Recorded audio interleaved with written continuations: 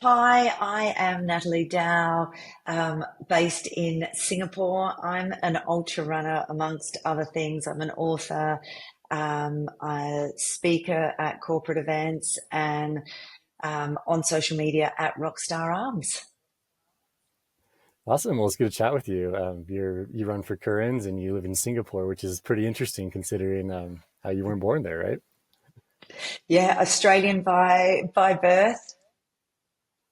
Nice. So what brought you to Singapore? Yeah, so I'm actually been here 21 years. So I came for a corporate job back then for 2 years and decided that I loved it so much that I didn't want to leave. So a really easy place to live. And I always say it's, for anyone that doesn't know anything about it, it's definitely Asia for beginners. Everyone speaks English and it's super safe. So a nice place to visit. That seems like a great place. And I guess the reason why we're talking about it, just thinking about like Singapore and everything is like you ran 1,000 kilometers through the country plus more. So like what exactly was this world record run that you did? Yeah, so I ran 1,000 kilometers starting in Thailand, the whole length of Malaysia, and then into Singapore. So across three countries in 12 days. So two marathons a day for 12 days. And along the way, set a couple of records, set a Singapore Book of Records, which was for the fastest 1,000 kilometers, and then a Guinness Book of Records, which was fastest time for running the length of the Malaysia Peninsula.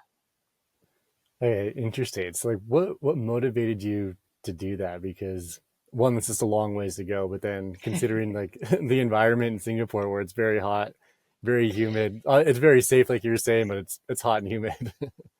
Yeah, absolutely. And it's not necessarily safe in the parts of Thailand and Malaysia I was running in. I think I've raced quite a few ultras and done well in them. And I was just looking for, I guess, another challenge for something that hadn't been done before. Stupidly thought that I could just go and do it self-supported, which in the end I could not have. I probably would have been kidnapped along the way. Um, and then just, and part of it was definitely raising money. My passion is running and my passion is helping young girls with sport. So it was all in aid of raising money for underprivileged girls and giving them access to sport, body positivity, and trying to close the gender gap when it comes to exercise.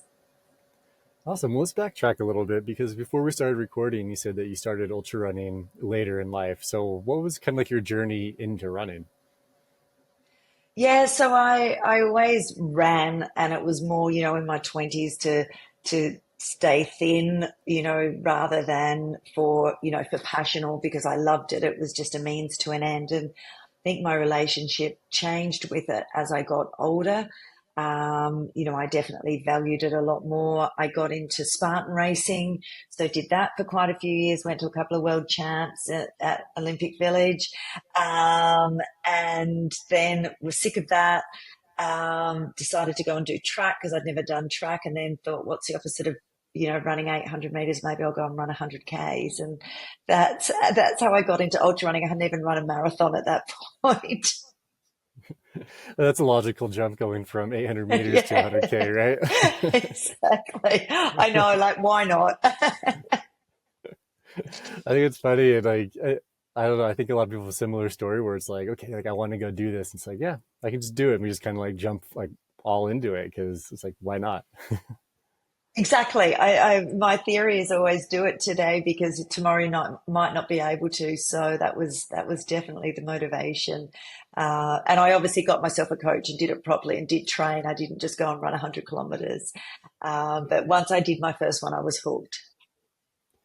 Yeah, it's interesting how I don't know. Once we kind of get into this like longer distance running, like yeah, it is kind of uncomfortable a lot of the times. It's kind of painful. You do have those like those endorphin rushes, and it is really fun and enjoyable. And like you meet a lot of great people, and there's like so many positives, but also it's like, oh man, this is kind of painful. Yeah, I know. Seem to forget the pain really fast, and then register or decide you're going to do something else. Yeah, but agree. It is definitely about the community, about the challenge, about that. experience of just being 100% present when you're doing it for such a long period. So I think that part's quite addictive. Yeah, I think so. I think it kind of like awakens something primal in all of us where we all, I think everybody has like a goal and a desire they want to do, whether they express it verbally or not. And we can kind of accomplish some of those goals through ultra running and doing ultra distance stuff. Yeah, absolutely. Being uncomfortable and exploring where you can go and how far you can push, to me is exciting anyway. Yeah, definitely. And before we jump into like your 1,000K journey, like, I don't know, like just what was that first like 100K like that you ran like as a race? Like, was it just kind of like, wow, this is incredibly hard and difficult, or was it kind of euphoric when you're out there? Yeah, I mean, I had no idea and no expectations going into it. So I was definitely a newbie. I thought I'd be listening to music. My headphones broke within the first 5K, so that went out the window. I just had handfuls of candy that I was feeding myself and drinking Coke along the way because I didn't know what I was meant to be doing around fueling properly. I think I had a peanut butter sandwich at some point as well. And then, of course, it was in the heat here because the first one was in Singapore. But I think with the zero expectation going in, I just sort of went for it and enjoyed every second. And funnily enough, ended up winning and beating the guys in my first race as well. So, to everyone's shock and horror as I crossed the line and to people saying, "Who are you?"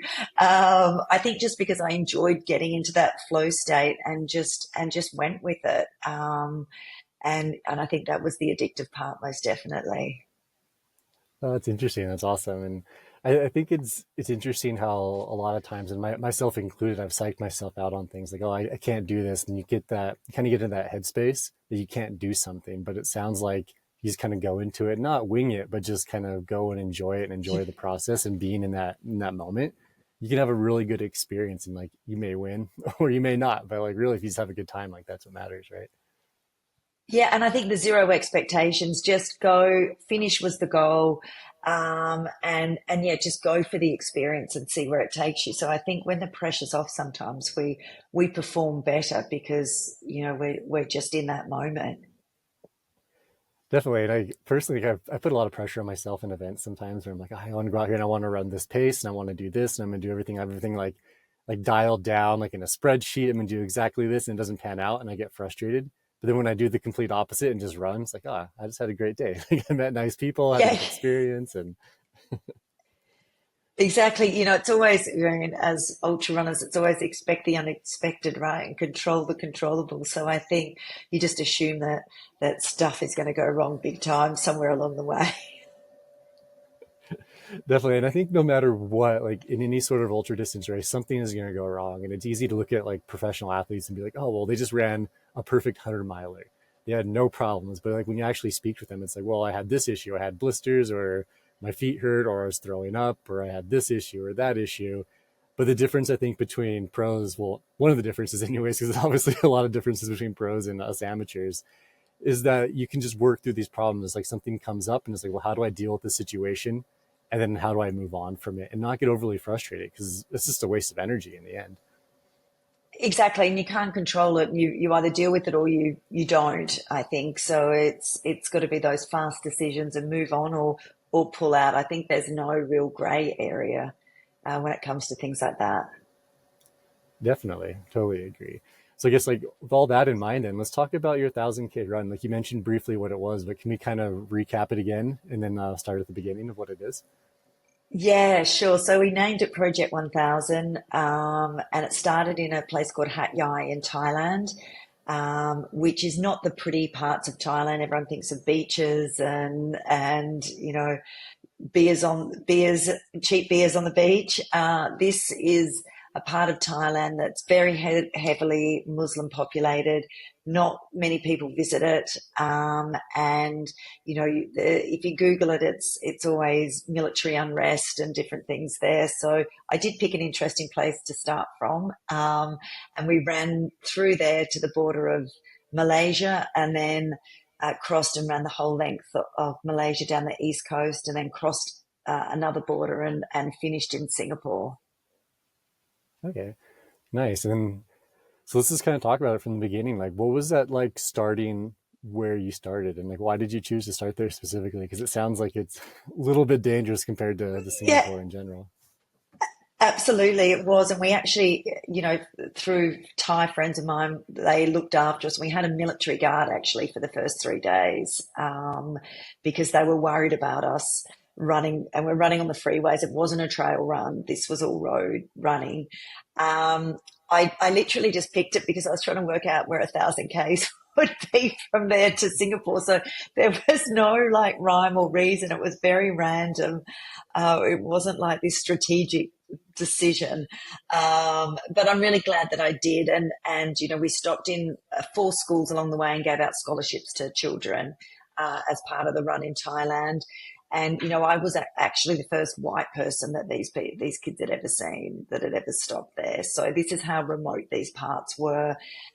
So it was super special to be able to work with the local community, and we had people lining the streets, and people literally were living in shacks and running out giving us fruit and water along the way. So it was such a life changing experience those first 3 days, and then we crossed over the border by a ferry to Malaysia, and it was very different after that. There was no fanfare for us for the next sort of, yeah, however, 12 days. Oh, 8 days. Yeah.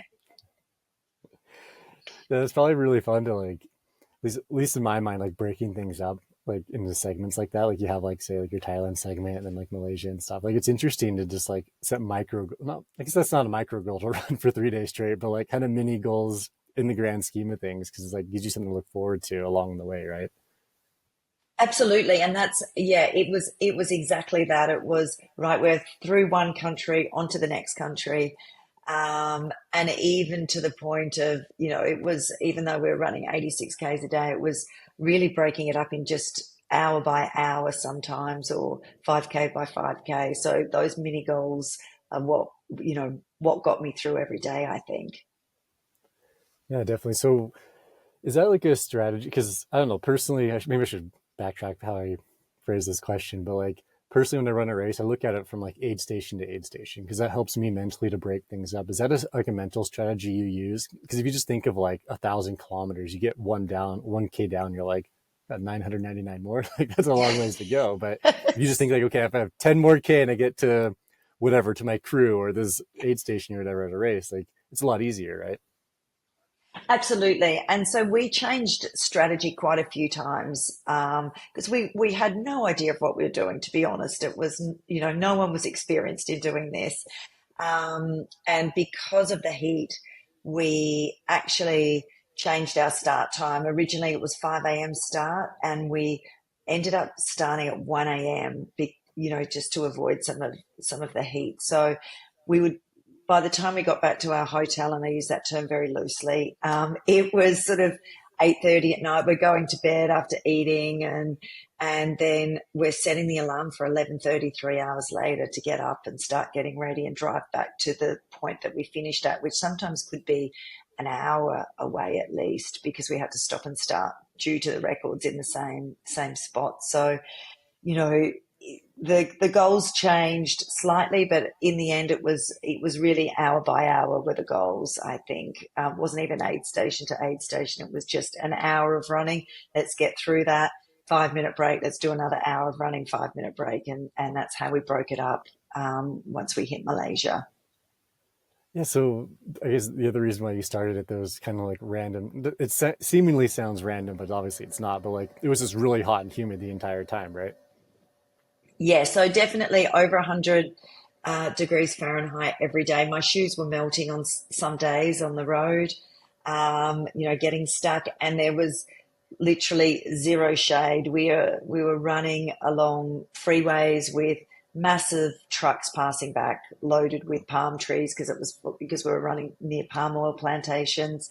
And some days we would see maybe one gas station if we were lucky. So it wasn't like we were running through big towns or anything. It was super, super remote.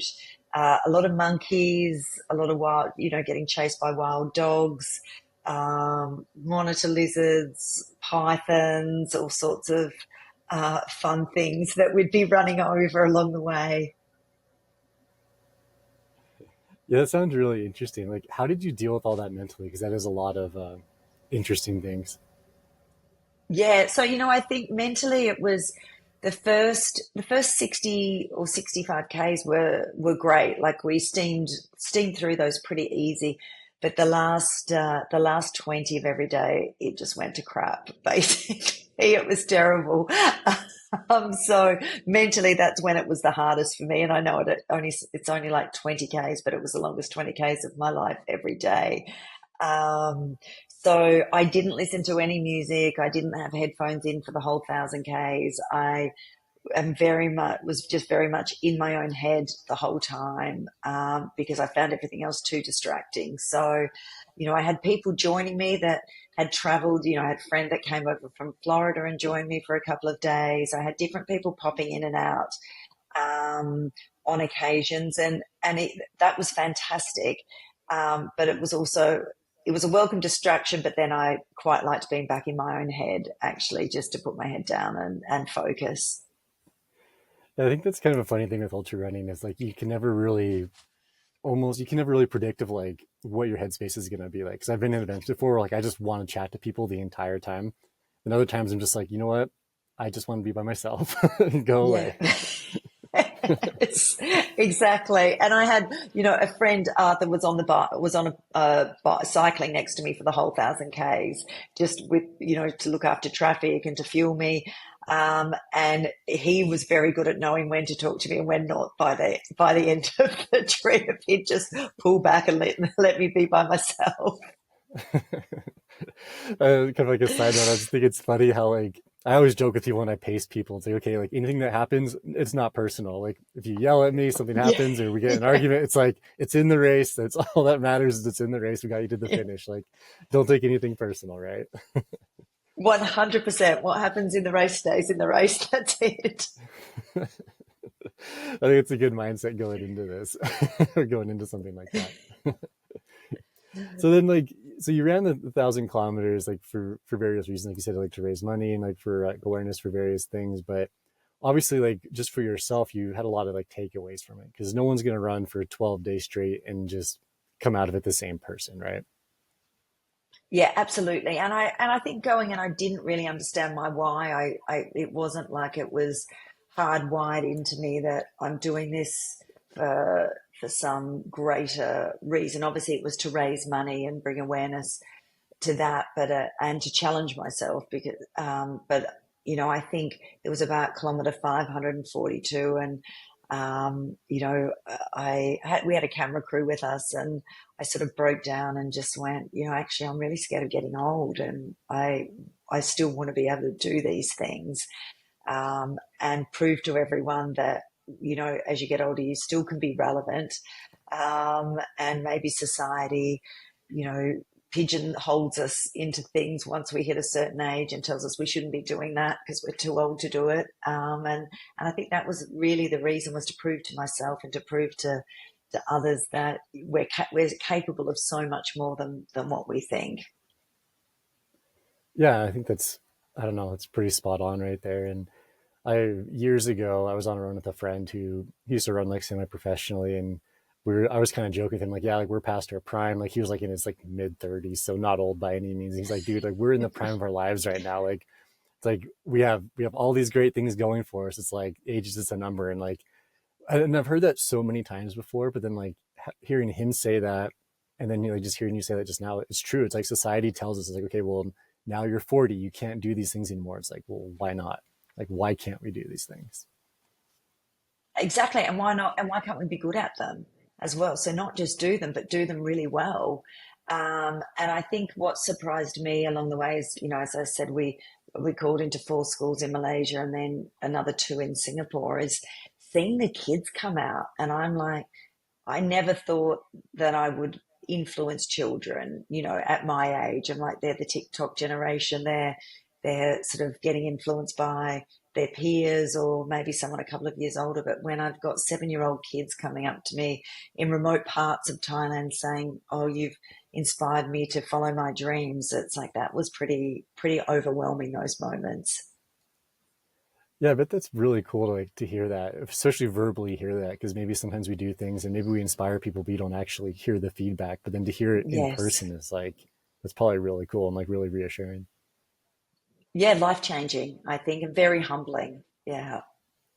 Yeah, and I just think it's really interesting personally how like running, yeah, it is kind of just like yeah, you're just running. Like it's the most natural thing that humans can do. But then here you are inspiring somebody who maybe like just wants to get in better shape, or maybe they want to like go to college or something. It's like a means to an end. And it's kind of interesting to think of running changing someone's life because it's just running. Let's be real. Yeah. Yeah, 100%. I think it's an interesting way to break down barriers, and because it's so physical and mental, even if people aren't runners, I think they can relate to the struggle, I guess. And for me, I was getting messages from people who weren't runners the whole way, just saying, I needed to hear this at this time, or I'm going through a bad time, and this is sort of given me some hope. So it was really, yeah, it was really quite amazing to for people to share so many stories. Yeah, definitely. And let's shift gears a little bit. I want to talk about like how you were able to hydrate and eat during that run because like before we started recording, we were talking about how like in running it's just ubiquitous. Be like, oh well, like I was sick or I threw up, and it's almost like a badge of honor sometimes, which I personally find kind of silly because it's like, why is this thing that's so natural? Like, why do we have to suffer through it when it's so enjoyable and awesome? And like, how much better can it be if you weren't throwing up or you weren't doing these things? So like how did you like did you have like a hydration and a fueling plan throughout the race, or was it kind of just whatever sounded good, like you're saying people were bringing you out juice and stuff or fruit and stuff? Yeah, I mean, because we were in remote parts of the world, I guess, fresh food was really hard to come by. So, it was hard enough to try and get ice, let alone to try and get fresh food as well. So we sort of just had to go with what we had sometimes. And eating from some of the roadside stalls wasn't necessarily hygienic.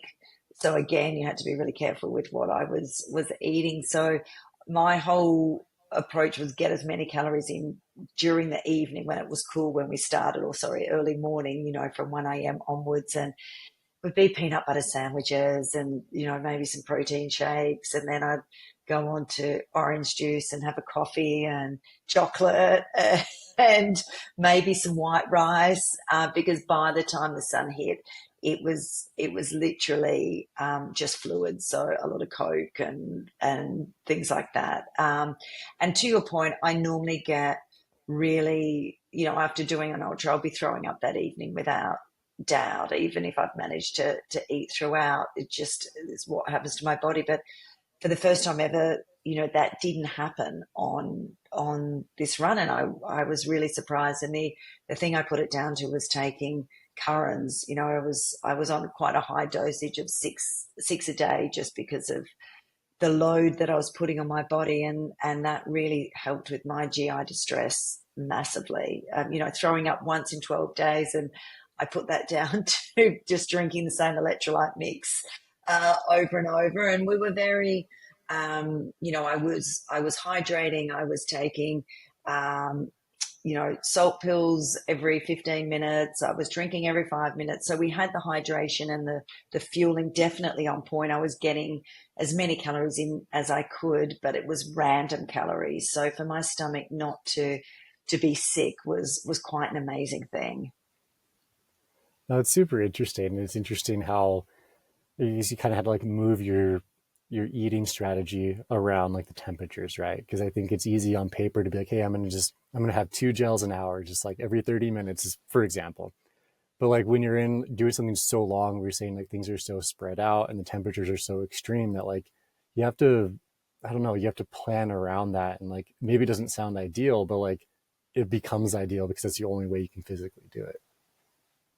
Yeah, and it was exactly right, and it was just eat what I could, what I felt like. So we'd pull up for that 5 minute break, and it was like, okay, I feel like whatever, give me another protein shake, or give me, some Pringles, or give me something that I was sort of felt like I could keep down at that time. And so there's all sorts of stuff going on in my gut. And it is just a miracle that I wasn't throwing up, several times a day, I think. If I ate that now, 100% I'd be sick. Yeah, I can imagine. So, and I think it's interesting, like just applying like what you did, because in a sense, like what you did was a stage race almost, like just doing like the 2 marathons a day, and like at Grand to Grand, for example, like it's not a 50-mile plus day every day, but like there are a lot of similarities there where you're doing ultra distance almost every day, and like you can't like, well, I don't know, in the middle of, well, obviously you're not going to bring like a sandwich or burrito or something on day 4 of like a self-supported stage race, but like moving your calories around is, so it's like eating a little more in the morning or a little more at night when like you're not moving as much, you're sitting around, and maybe during the day using more like liquid calories or just easily digestible Yeah. stuff when it's hot, and just kind of like listening to your body and monitoring the temperatures and stuff, so that way you can still get adequate calories, an adequate amount of food, but you're not just like throwing up when it's 100 degrees outside or something.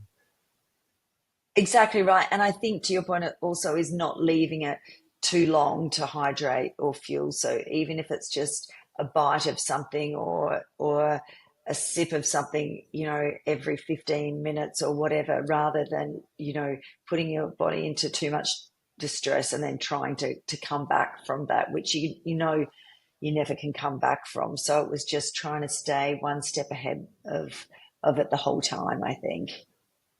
Yeah, exactly. And it's like the easiest way to like get out of a bonk is just avoid bonking, right? Like once you kind Yes. of bonk, it's kind of impossible to come back from it in some ways. Yeah. So let's just talk about like other like things that happened like along the way, because like obviously like in 1,000 kilometers, it's not like you're just going out for like a 5K run and it's just enjoyable the entire time. Like a lot of things are going to happen. So like, did you have like any like blisters or pain stuff like that, and how did you deal with those like circumstances? Yeah, I did. I actually, on the first day, I went out way too fast in the first marathon, and in the second one, it fell apart, and I had a hip issue. So we actually pulled early on the first day, and which was pretty scary because I don't know if I can go on. I'm a fraud. I'm going to have to pull out on day one. Spoke to my physio and managed to get my hip back on track for the next day and come up with a different strategy of this resting after each hour, which helped a lot. Blisters, I managed to hold off until about day 6, which I thought was pretty good. I had 4 pairs of shoes that I rotated through, the same shoes, and same socks that I wore. So I sort of change every marathon for some fresh socks and shoes. And then by the end, obviously, I was taping my toes, but that was not too bad. I didn't try anything new on race day, for want of a better word. I was quite scared about chafing, sweating so much in the humidity. But surprisingly, I just kept on top of it. And if I would have a little hot spot, I'd stick some tape, some rock tape on it or something so it wouldn't rub any further, and managed to keep that at bay pretty well. The one thing I did get, which was pretty bad, was a UTI, and that lasted 7 days. So it was, there was no, and we're running in parts of the world where there's no bathroom, so there was a lot of running off into the bushes. I think the 60 times I clocked in one day having to run off into the bush. So that's sort of how bad it was. And had someone on a motorbike come up and bring me some antibiotics from a doctor in Singapore just to try and get on top of it. But yeah, that was probably the worst thing. Yeah, that does not sound very ideal for a 12-day run. Yeah, not when more than half of it was consumed with that. So how did you deal with that mentally? Because obviously, like physically is one thing, but like that's like okay, starting it off and it's like okay, day one, you're like okay, I'm maybe I'm a fraud, like you were saying, like how can I actually run 11 more days and whatever with my hip injury or my hip issue, but then also having the UTI and all those other things come up, like was that a mental challenge to push yourself through those and not just get overly frustrated with that situation? Yeah, and I was frustrated definitely because my body felt good apart from that. And I'm like, wow, I could really be, enjoying this a lot more than what I am. So I think definitely frustration kicked in. Um, and, I was never not going to finish. Um, but it just made it maybe not as enjoyable running every day. And then it got to the point where, I ended up with rhabdomyolysis actually at the end. And I didn't realize until I'd got back to Singapore and everyone's like, you better go to hospital. So but it was fine. My kidneys were fine. In the end, I was just carrying about 5 kilos of fluid in my legs. So sometimes I think you're better off not knowing what's going on and just keep going. But I felt all right in myself, so that was to me was the most important thing. But mentally, yeah, it was harder because it wasn't as enjoyable. Yeah, well, maybe the key to finishing stuff like this is ignorance. Ignorance is bliss, right? Yeah, 100%.